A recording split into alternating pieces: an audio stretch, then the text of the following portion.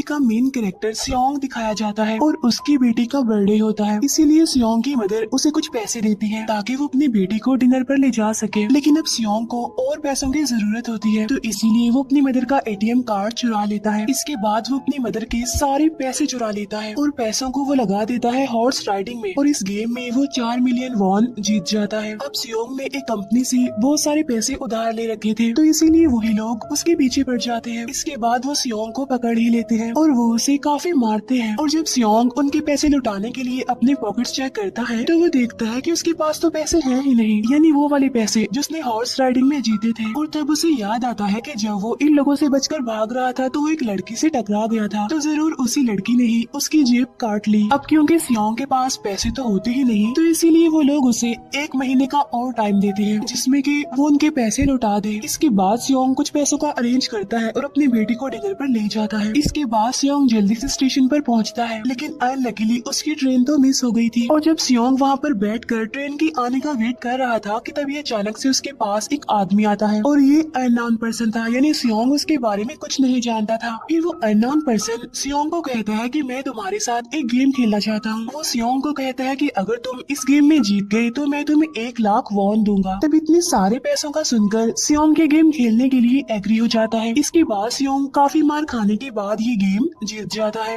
यानी वो 1 लाख वॉन हासिल कर लेता है। इसके बाद वो अननोन पर्सन सियोंग को एक कार्ड देता है, ये कहते हुए कि अगर तुम और पैसे जीतना चाहते हो तो इस कार्ड पर जो नंबर लिखा हुआ है उस पर कांटेक्ट करना। इसके बाद सियोंग जब अपने घर जाता है तो उसकी मदर उसे कहती है कि तुम्हारी बेटी अगले साल अपने स्टेप फादर के साथ यूएस में शिफ्ट हो रही है। यहाँ पर हमें ये पता चलता है कि सियोंग की डिवोर्स हो गई है और उसकी वाइफ ने दूसरी शादी भी कर ली है। लेकिन सियोंग कभी भी ये नहीं चाहता था कि उसकी बेटी उससे दूर जाए, लेकिन उसे बहुत सारे पैसे चाहिए होते हैं अपनी बेटी की कस्टडी वापस लेने के लिए, तो इसीलिए सियोंग उस कार्ड वाले नंबर पर कॉल करता है। इसके बाद सियोंग को एक गाड़ी में लाया जाता है जहाँ पर और भी लोग थे, लेकिन फिर उन सारे लोगों को बेहोश कर दिया जाता है। और जब उन सब लोगों की आँख खुलती है तो वो खुद को एक फैसिलिटी में पाते हैं जहाँ टोटल 456 लोग थे और वो वहाँ पर एज अ प्लेयर थे, क्योंकि उन सबको एक यूनिफॉर्म भी पहनाया हुआ था। इस फैसिलिटी का होस्ट यानी लीडर एक आदमी था जो कि फ्रंट मैन था वहाँ पर, और वो सब पर नजर रख रहा था। अब यहाँ पर एक कॉमन चीज थी कि जितने भी लोगों को वहाँ पर लाया गया था उन सब ने कर्जे लिए हुए थे बहुत ज्यादा। सियोंग वहाँ पर प्लेयर नंबर 1 से मिलता है जो कि एक बूढ़ा आदमी था। उस बूढ़े आदमी को ब्रेन ट्यूमर था, यही वजह थी कि वो यहाँ पर आया था, क्योंकि उसकी लाइफ तो वैसे भी खत्म ही होने वाली थी। इसके बाद वहाँ पर 2 प्लेयर्स जिनमें लड़की का नाम सैब्यूक और लड़के का नाम जेंग होता है, उनके बीच फाइट होती है। अब यहाँ पर सैब्यूक वही लड़की थी जो सियोंग के पैसे लेकर भाग गई थी, यानी उसी ने उसकी जेब काटी थी। सियोंग तो उसे देखते ही पहचान लेता है, इसीलिए वो अपने पैसे मांगने के लिए उसके पास जाता है। तभी वहाँ पर कुछ गार्ड्स आ जाते हैं जिन्होंने पिंक कलर का यूनिफॉर्म पहना था और उनके फेस अच्छी तरह से कवर्ड थे। गार्ड्स उन सभी प्लेयर्स को बताते हैं कि तुम्हें यहाँ पर टोटल 6 गेम्स खेलनी होंगी और जो इस गेम का विनर होगा उसे बहुत सारे पैसे मिलेंगे।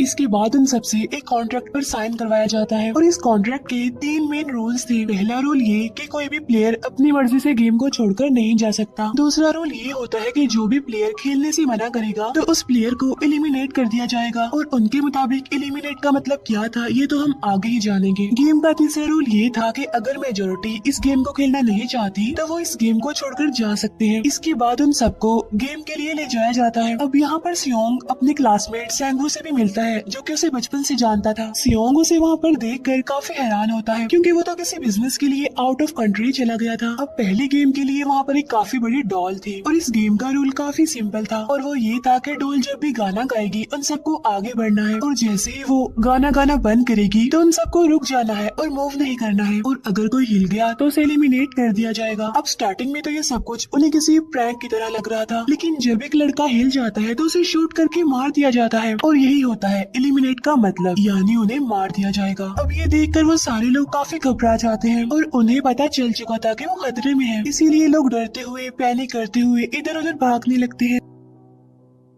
लेकिन अब क्योंकि गेम का रूल था इसीलिए जो भी हिलता है उसे मार दिया जाता है, और जितने भी सर्वाइवर होते हैं वो किसी न किसी तरह इस गेम को कंप्लीट कर ही लेते हैं। लेकिन जो लोग मर जाते हैं उनकी डेड बॉडीज को वहाँ से ले जाया जाता है, और अब 456 प्लेयर्स में से सिर्फ 255 ही रह गए थे। अब क्योंकि वो सारे प्लेयर्स इतना ज्यादा डर जाते हैं कि अब कोई भी गेम खेलना नहीं चाहता था। लेकिन जैसा कि रूल नंबर 3 था कि अगर मेजोरिटी चाहे तो वो ये गेम स्किप कर सकती है, तो इसीलिए उनका लीडर यानी फ्रंटमैन वोटिंग करवाता है। लेकिन इससे पहले उन्हें प्राइज मनी दिखाई जाती है, यानी जो विनर को मिलेगी। लेकिन इन केस अगर कोई गेम को छोड़कर चला जाएगा तो ये सारे पैसे मरे हुए प्लेयर्स की फैमिलीज को मिल जाएंगे। और ये prize money total 45 billion won होती है। इसके बाद वोटिंग करवाई जाती है, जिसमें मेजोरिटी इस गेम को खेलना नहीं चाहती थी, तो इसीलिए गेम को यहीं पर स्टॉप कर दिया जाता है। लेकिन अगर कभी फ्यूचर में वो लोग चाहें तो इस गेम को रिज्वाइन कर सकते हैं। इसके बाद सभी लोगों को उनके घरों पर छोड़ दिया जाता है। नेक्स्ट सियोंग पुलिस स्टेशन जाता है और वहाँ पर वो पुलिस को सारी बात बता देता है। लेकिन उन लोगों को सियोंग की बातों पर यकीन नहीं होता और उल्टा वो लोग उसे पागल समझने लग जाते हैं। इसके बाद सियोंग उन्हें वही वाला कार्ड दिखाता है, लेकिन हैरान कर देने वाली बात तो ये है कि उस पर जो नंबर था वो रॉन्ग था। इसके बाद सियोंग जब घर जाता है तो उसकी मदर वहाँ पर नहीं होती। उधर सियोंग का क्लासमेट सेंगू अपनी मदर को छुपकर देख रहा होता है और तभी वहाँ पर सियोंग भी आ जाता है। यहाँ पर सेंगू अपसेट होते हुए सियोंग को बताता है कि मेरे ऊपर 6 बिलियन का कर्ज है। वो बताता है कि मैंने क्लाइंट्स के पैसे लेकर स्टॉक मार्जिन में लगा दिए थे, लेकिन अनलकीली वो सारे पैसे डूब गए। और तभी सियोंग के पास हॉस्पिटल से कॉल आती है। सियोंग की मदर का पाँव काफी इंजर्ड था, लेकिन डायबिटीज का ट्रीटमेंट ना होने की वजह से उनकी चोट और ज्यादा बढ़ गई। तब डॉक्टर सियोंग को बताते हैं कि तुम्हारी मदर का ट्रीटमेंट हो सकता है, लेकिन इसके लिए हमें इनका पाँव काटना होगा। लेकिन इस ऑपरेशन में बहुत सारे पैसे लगने वाले थे। लेकिन जाहिर सी बात है सियोंग के पास इतने पैसे तो होते नहीं। इवन उसने तो अपनी मदर के इंश्योरेंस के पैसे भी उड़ा दिए थे। तब इसीलिए सियोंग पैसे मांगने के लिए अपनी वाइफ के पास जाता है, लेकिन उसकी वाइफ उसे पैसे देने से इनकार कर देती है। फिर उसकी वाइफ अपने हस्बैंड को बताती है कि सियोंग आया था पैसे मांगने के लिए, और तभी उसका हस्बैंड सियोंग को पैसे देने आता है। साथ साथ उसे ये भी कहता है कि मेरी फैमिली से दूर रहो। लेकिन सियोंग उसे मारने लगता है और तभी उसकी बेटी भी वहाँ पर आ जाती है। इसके बाद सियोंग का एक फ्रेंड अपने बॉस के पास पैसे मांगने जाता है, लेकिन उसका बॉस उसे पैसे देने से मना कर देता है। तो इसीलिए उन दोनों के बीच फाइट होने लगती है। इस फाइट के दौरान उसके बॉस का हाथ मशीन में आ जाता है। तो मौके का फायदा उठाकर सियोंग का फ्रेंड पैसे लेकर वहाँ से भाग जाता है। फिर इसके बाद सियोंग का फ्रेंड अपने घर आकर अपनी वाइफ को कहता है कि पहले फ्लाइट लो और जाओ यहाँ से। इसके बाद सईब्यूक एक एजेंट से मिलती है, क्योंकि उसने अपनी मदर को नॉर्थ एरिया से साउथ एरिया में लाना था। सईब्यूक वही लड़की जिसने सियोंग की जेब काटी थी, लेकिन यहाँ अपनी मदर को लाने के लिए सईब्यूक को बहुत सारे पैसों की जरूरत थी। अब सईब्यूक का एक छोटा भाई भी होता है, जिससे उसने प्रॉमिस किया होता है कि मैं मदर को जरूर ले आऊंगी। इसके बाद हमें एक ऑफिसर दिखाया जाता है और इस ऑफिसर का भाई कुछ टाइम से मिसिंग था, इसीलिए वो ऑफिसर अपने भाई के घर जाता है, जहाँ उसे पता चलता है कि उसका भाई तो पिछले कुछ दिनों से अपने घर पर भी नहीं आया। और जब वो ऑफिसर घर को चेक कर रहा होता है तो उसे एक कार्ड मिलता है वहाँ पर, और इस ऑफिसर ने सेम ऐसा ही कार्ड पुलिस स्टेशन में सियोंग के पास भी देखा था। तो इसीलिए वो ऑफिसर सियोंग के पास जाकर उससे इस बारे में पूछता है, लेकिन सियोंग उसे कुछ नहीं बताता। इसके बाद सियोंग जब अपने घर जाता है तो उसे वो कार्ड दोबारा मिल जाता है वहाँ पर। अब सियोंग डिसाइड करता है कि वो दोबारा से उस गेम को ज्वाइन करेगा, इसीलिए सभी प्लेयर्स को एक शिप के पास ले जाया जाता है। इधर ही वो ऑफिसर भी गाड़ियों का पीछा करते हुए उस शिप तक आ जाता है। वो एक गार्ड को मारकर उसे पानी में फेंक देता है। इसके बाद उन सभी प्लेयर्स को एक आइलैंड पर मौजूद फैसिलिटी में लाया जाता है। अब यहाँ पर उन्हें जरा भी अंदाजा नहीं था कि अगला गेम कौन सा होगा और उसे कैसे खेला जाएगा। इसके बाद वो लोग अपनी अलग अलग टीम्स बना लेते हैं। रात को सईब्यूक और उसकी फीमेल फ्रेंड वॉशरूम जाते हैं। यहाँ पर सईब्यूक गार्ड्स की नजरों से बचते हुए उस फैसिलिटी को एक्सप्लोर करने लगती है। तभी वो देखती है कि गार्ड्स बड़े बड़े बर्तनों में कुछ बना रहे हैं, लेकिन अब क्योंकि गार्ड्स को शक हो जाता है तो ये गार्ड वॉशरूम्स को चेक करने के लिए आता है। लेकिन तब तक सईब्यूक वापस आ चुकी थी। इसके बाद सईब्यूक अपनी फीमेल फ्रेंड को सारी बात बता देती है जो उसने देखा था। लेकिन यहाँ पर सेंगू उन दोनों की बातें सुन लेता है और वो इस बारे में सईब्यूक से पूछता है, जिस पर सईब्यूक बताती है कि वो बड़े बड़े बर्तनों में कुछ पका रहे थे। इसके बाद उन सभी प्लेयर्स को प्ले ग्राउंड में लाया जाता है, जहाँ पर उनके सामने 4 शेप्स थी। 4 शेप्स में से उन्होंने किसी एक शेप को चूज करना था। अब यहाँ पर सेंगू को पता चल जाता है कि गेम क्या है और क्या करना है हमें। सेंगू सियोंग को बताता है कि सबने अलग अलग शेप्स को चुनना है। इसके बाद उन सभी को एक छोटा सा बर्तन दिया जाता है जिसमें की शेप्स बनी होती है। अब गेम उनकी ये होती है कि उन्होंने किसी तरह उस शेप को बाहर निकालना है बगैर डैमेज किए। लेकिन अगर शेप जरा से भी खराब हो गई तो उन्हें एलिमिनेट कर दिया जाएगा, यानी मार दिया जाएगा। अब यहाँ पर सेंगू तो इजिली उस शेप को निकाल लेता है, लेकिन सियोंग इतना ज्यादा घबरा जाता है कि उसकी हालत खराब होने लगती है। लेकिन फिर वो किसी न किसी तरह करके इस गेम को भी जीत लेता है। इसके बाद उन सबको वापस से रूम में लाया जाता है। अब यहाँ पर 187 प्लेयर्स वापस आए थे, जिनमें से अब सिर्फ 108 ही रह गए थे। इसके बाद उन सबको खाने के लिए ले जाया जाता है, लेकिन खाने की वजह से जैंग की एक लड़के से फाइट हो जाती है, जहाँ पर जैंग उस लड़के को इतना ज्यादा मारता है कि वो मौके पर ही मर जाता है। इधर ही हम देखते हैं कि उन प्लेयर्स में से एक डॉक्टर होता है जो गार्ड्स के साथ मिलकर मरे हुए लोगों के ऑर्गन्स निकाल कर उन्हें चाइनीज को बेचने का काम करता है। इसीलिए जब भी डेड बॉडीज को ले जाया जाता है तो वो डेड बॉडीज को गायब कर लेते हैं, क्योंकि ये सब कुछ एक प्लान के अकॉर्डिंग चल रहा था, क्योंकि ये सारा कुछ फ्रंट मैन से छुप कर हो रहा था। यही वजह थी कि कंट्रोल रूम में भी उन्होंने अपना ही एक आदमी बिठाया हुआ था जो कि उन लोगों की सारी वीडियो फुटेज डिलीट कर देता था, और गार्ड्स तो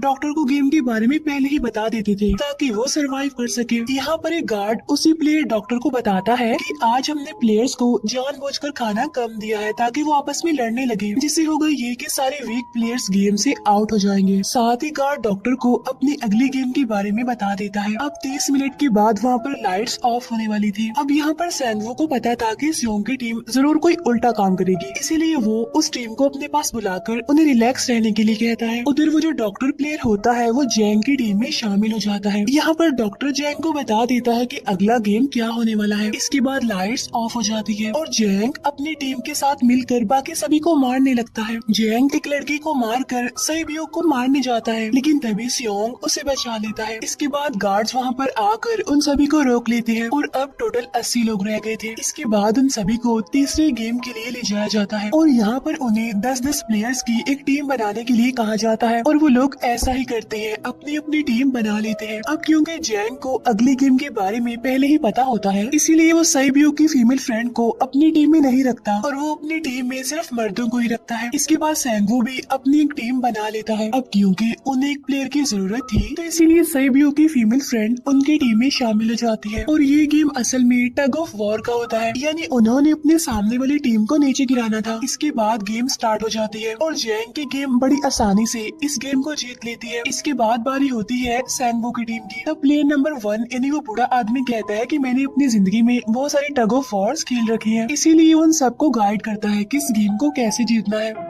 तो इसीलिए वो लोग किसी न किसी तरह करके इस गेम को जीत जाते हैं। फिर दिखाया जाता है कि 30 मिनट के बाद दोबारा से लाइट्स ऑफ हो जाएंगी, जिस पर सैंगवो उन सबको कहता है कि रेडी रहना। तो इसीलिए वो डिसाइड करते हैं कि एक एक करके हम पहरा देंगे। अब जैंग की टीम में एक से बढ़कर एक चालाक प्लेयर था, तो इसीलिए जैंग को डर होता है कि कहीं उसकी टीम उसे ही साइड पर न लगा दे, यानी उसे ही अपने रास्ते से न हटा दे।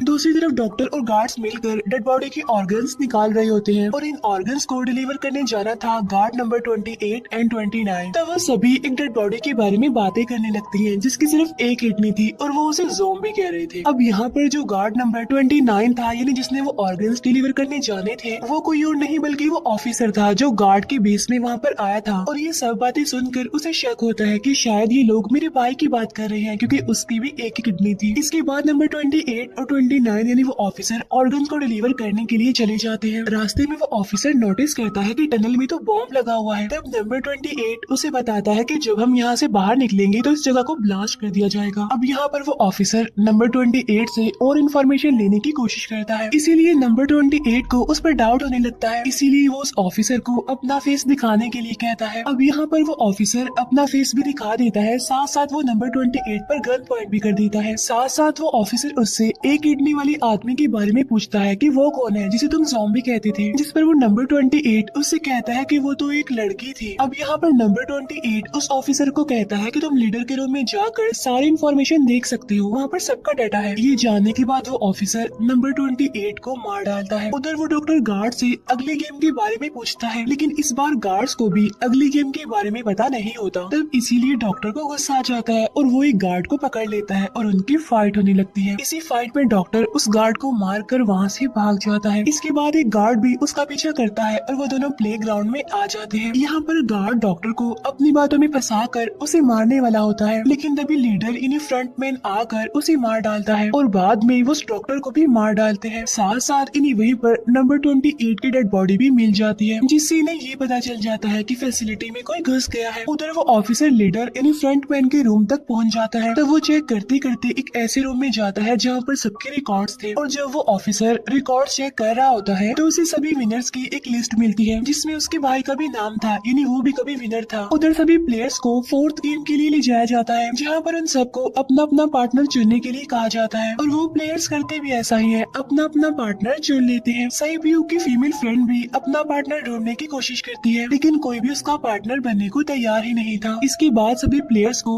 10-10 मार्बल्स दिए जाते हैं। असल में ये गेम ऐसी होती है कि एक प्लेयर को अपने पार्टनर से सारे मार्बल्स लेने होते हैं बगैर कोई जोर जबरदस्ती किए और जो दूसरा पर्सन होगा यानी जिसके पास मार्बल्स नहीं होंगे उसे मार दिया जाएगा। फिर सैंगवू और सियोंग का फ्रेंड ऑड और इवन का गेम खेलते हैं जिसमें कि उन्होंने गेस करना था कि सामने वाले के हाथ में कितने मार्बल्स हैं। अब यहाँ पर सियोंग का फ्रेंड सैंगवू के सारे मार्बल्स जीत जाता है जिसकी वजह से लास्ट में सैंगवू के पास सिर्फ एक ही मार्बल बचता है। अब क्योंकि सैंगवू को पता चल चुका था कि अब वो बच नहीं पाएगा इसीलिए वो सियोंग के फ्रेंड को अपनी बातों में फंसा कर उसे ये यकीन दिलाता है कि अगर हम में से कोई भी हार गया तो हारे हुए लोगों का मैच दोबारा करवाया जाएगा। अब यहाँ पर सैंगवू धोखे से सियोंग के फ्रेंड के सारे मार्बल्स चेंज कर देता है। इसके बाद सैंगवू मार्बल्स लेकर गार्ड को दे देता है और वहाँ से बाहर चला जाता है और जब सियोंग का फ्रेंड मार्बल्स चेक करता है तो वहाँ पर पत्थर होते हैं। उधर प्लेयर नंबर 1 यानी उस बूढ़े आदमी की हालत खराब हो रही थी इसीलिए वो तो इधर उधर घूम रहा था लेकिन सियोंग किसी तरह उसे खेलने के लिए एग्री कर लेता है। अब यहाँ पर वो दोनों यानी वो बूढ़ा आदमी और सियोंग भी इवन ऑड खेलते हैं। अब इनमें से वो बूढ़ा आदमी सियोंग के सारे मार्बल्स जीत जाता है लेकिन लास्ट राउंड में वो बूढ़ा आदमी भूल जाता है कि उसने क्या चूज किया था। तो यहाँ पर सियोंग उसी बातों में फंसा कर उसके सारे मार्बल्स ले लेता है लेकिन यकीन मानिए कि वो बूढ़ा आदमी काफी चालाक था। उसने एक मार्बल अपने पास ही रखा हुआ था और वो दोबारा से इधर उधर घूमने लगता है। अब यहाँ पर सियोंग उसे रिक्वेस्ट करता है कि प्लीज मेरे साथ एक और गेम खेलो ना। तब यहाँ पर वो बूढ़ा आदमी कहता है कि मुझे पता है कि तुमने सारे मार्बल्स धोखे से लिए हैं मुझसे। वो कहता है कि मुझे सब पता था, बस मैं पागल बनने की एक्टिंग कर रहा था। तभी सुनकर सियोंग को उस पर तरस आ जाता है और वो उसे ही सारे मार्बल्स दे देता है। उसके बाद साइबियोक और उसकी फीमेल फ्रेंड भी गेम खेल रहे होते हैं। उनकी गेम ये होती है कि जो मार्बल्स को दीवार के ज्यादा करीब फेंकेगा वही जीतेगा। पहले साइबियोक अपने मार्बल्स फेंकती है लेकिन जब साइबियोक की फ्रेंड की बारी आती है तो वो अपने सारे मार्बल्स फेंक देती है लेकिन जब साइबियोक ये देख लेती है तो वो अपने फ्रेंड को दोबारा फेंकने के लिए कहती है जिस पर उसकी फ्रेंड कहती है कि नहीं साइबियोक, मैं बिल्कुल अकेली हूँ, मेरे पीछे तो कोई भी नहीं है, लेकिन अगर तुम्हें कुछ हो गया तो ये अच्छी बात नहीं है, तुम्हारे पीछे तुम्हारा छोटा भाई है, तुम्हारा वेट कर रहा है वो। और इसी वजह से साइबियोक की फ्रेंड को मार दिया जाता है। इसके बाद उन सबकी डेड बॉडीज को वहाँ से ले जाया जाता है। इसके बाद वो सब वापिस से रूम में आ जाते हैं। यहाँ पर जैंग देखता है कि साइबियोक की वो वाली फ्रेंड तो अभी तक जिंदा है जो कि बड़ी आराम से बैठी हुई थी। अब यहाँ पर हमें पता चलता है कि साइबियोक की ये वाली फ्रेंड जैंग की भी फ्रेंड थी, लेकिन अब क्योंकि उन दोनों के बीच किसी बात को लेकर क्लैश चल रहा था तो इसीलिए जैंग की वो फ्रेंड उसे बोली करने लगती है। इसके बाद फ्रंटमैन को एक डेड बॉडी के पास उस ऑफिसर का आईडी कार्ड मिल जाता है। तभी फ्रंटमैन को पता चलता है कि उसके सारे वीआईपीज आ चुके हैं, तो इसीलिए फ्रंटमैन उन्हें लेने के लिए चला जाता है। फिर सारे वीआईपीज को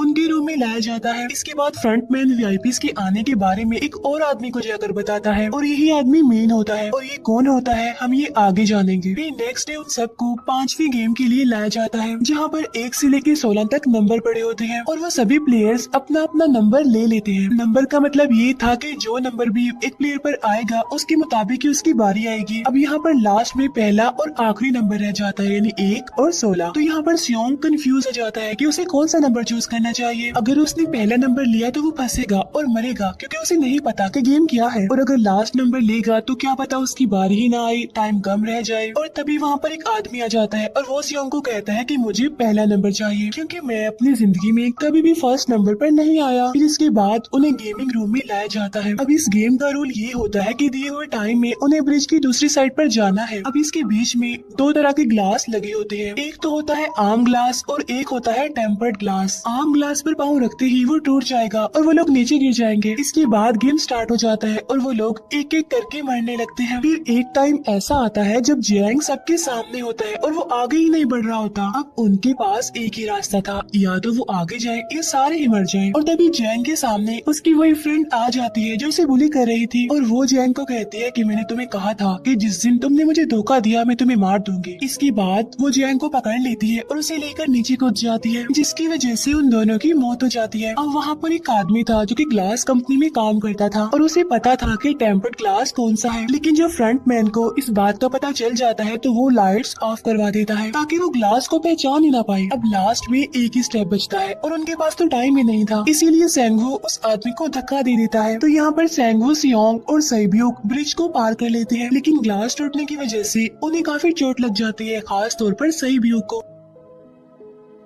उधर उस ऑफिसर ने एक सर्वेंट को मारकर उसकी जगह खुद ले ली थी। अब एक वीआईपी को उस ऑफिसर पर शक होता है और वो उसे कहता है कि अपना मास्क रिमूव करो, लेकिन वो ऑफिसर कहता है कि ठीक है, लेकिन मैं अंदर जाकर अपना मास्क रिमूव करूंगा। इसके बाद वो ऑफिसर उस वीआईपी को लेकर अंदर चला जाता है। अंदर जाकर वो ऑफिसर उस वीआईपी को बेहोश कर देता है और इस बात का पता फ्रंट मैन को चल जाता है, इसीलिए फ्रंट मैन उसके पीछे जाता है और वो उस ऑफिसर को देख लेता है, इसीलिए वो ऑफिसर वहाँ से भागकर आइलैंड पर आ जाता है। फ्रंट मैन भी उसका पीछा करते हुए वहाँ पर आ जाता है। अब यहाँ पर वो ऑफिसर अपने सीनियर्स को कॉल करने की कोशिश करता है, लेकिन कॉल कट हो जाती है। फिर वो ऑफिसर उन्हें सारे सबूत भेजता है, लेकिन वहाँ पर नेटवर्क नहीं था। इसके बाद फ्रंट मैन ऑफिसर को पकड़ लेता है और उसे उनके साथ चलने के लिए कहता है, लेकिन वो ऑफिसर तो उस फ्रंट मैन पर गोली चला देता है। इसके बाद फ्रंट मैन अपना मास्क उतार देता है, तब वो ऑफिसर देखता है कि वहाँ पर कोई और नहीं बल्कि उसका अपना भाई है वो। इसके बाद ऑफिसर का भाई यानी फ्रंट मैन उसे शूट कर देता है और वो जाकर पानी में गिरता है। उधर ग्लास लगने की वजह से सैब्यूक काफी इंजर्ड हो गई थी और उसका बहुत सारा खून भी बह रहा होता है। इसके बाद इन सर्वाइवर्स को डिनर के लिए ले जाया जाता है और उनके पास एक एक नाइफ भी रख दिया जाता है, मतलब रात में उन तीनों में से कोई भी एक दूसरे को मार देगा। तभी सियोंग नोटिस करता है कि सैब्यूक की हालत काफी खराब है, इसीलिए वो सैब्यूक को कहता है कि फिक्र मत करो, हम दोनों साथ हैं और इस गेम में हम दोनों मिलकर सेंगवू को हरा देंगे। इसके बाद हम दोनों यहाँ से बाहर निकल जाएंगे और पैसों को आधा आधा डिवाइड कर लेंगे। सैब्यूक उसे बताती है कि मेरा एक छोटा भाई है जिसे मैं ऑर्फनेज में छोड़कर आई हूँ और अगर हम दोनों में से कोई भी जिंदा बचकर बाहर जाएगा तो उसे उन दोनों की फैमिलीज का ख्याल रखना होगा। अब सैब्यूक की हालत काफी खराब थी, उसे डॉक्टर की जरूरत थी, इसीलिए सियोंग कोई मदद लाने के लिए जाता है, लेकिन जब तक वो वापस आता है तब तक सेंगवू सैब्यूक को मार चुका था। नेक्स्ट डे उन दोनों को गेम नंबर 6 यानी लास्ट गेम के लिए ले जाया जाता है। गेम का रूल बड़ा ही सिंपल था कि मार दो या मर जाओ और इस गेम का नाम होता है स्क्विड गेम। इसके बाद गेम स्टार्ट हो जाती है और उन दोनों के बीच काफी फाइट होती है, लेकिन लास्ट में सेंगवू की हालत खराब होने लगती है। तभी सियोंग कहता है कि मैं इस गेम को रोकना चाहता हूँ और तभी सियोंग सेंगवू को उसके साथ चलने के लिए कहता है, लेकिन सेंगवू तो अपने आप को ही मार डालता है, जिसकी वजह से सियोंग गेम जीत जाता है। फिर फ्रंट मैन सियोंग को कहता है कि तुम बहुत अच्छा खेली, लेकिन मुझे इसकी उम्मीद नहीं थी। इसके बाद सियोंग को उसके घर पर छोड़ दिया जाता है और उसके पास एक एटीएम कार्ड भी था और जब सियोंग उस एटीएम कार्ड को जाकर चेक करता है तो वो दिखता है कि सारे पैसे उसके अकाउंट में भेज दिए जाते हैं। इसके बाद सियोंग अपने घर जाता है, लेकिन तब तक उसकी मदर की डेथ हो जाती है। इसके बाद हमें 1 साल बाद का सीन दिखाया जाता है,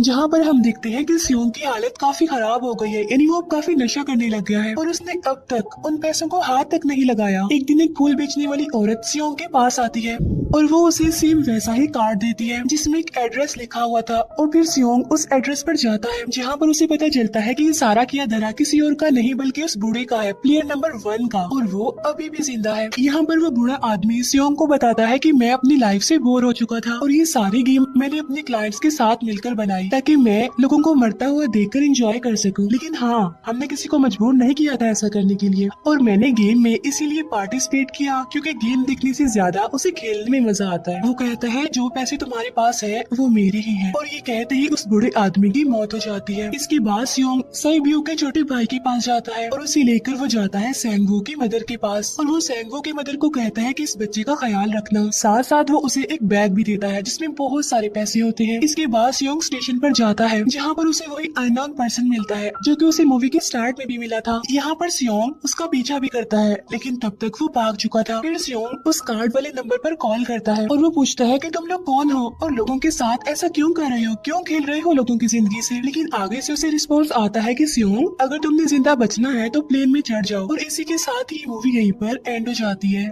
थैंक यू फॉर वॉचिंग।